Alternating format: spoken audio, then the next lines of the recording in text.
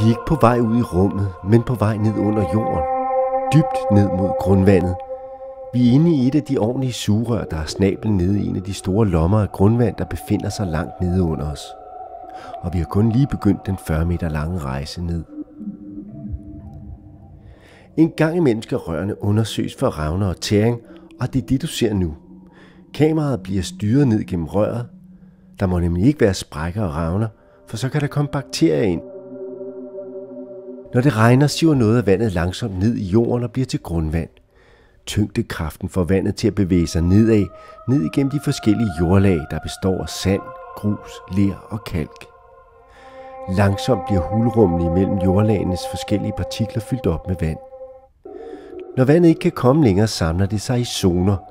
Disse zoner kalder vi for grundvandsmagasiner, og det er herfra, vi igennem lange rør pumper vores drikkevand op. Den øverste del af boringen sikrer man med et forerør, som sørger for, at ingen bakterier kommer ind til vandet.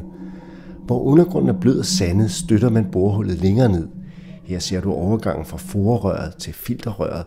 De såkaldte filtersatte boringer bruger man, hvor kalken er løs, og på den måde grovfiltrerer man vandet.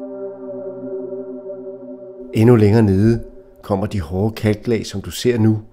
Her klarer boringen sig uden støtte af rør. Og nu er vi nede, næsten 40 meter nede under jorden. Det er her grundvandet ligger.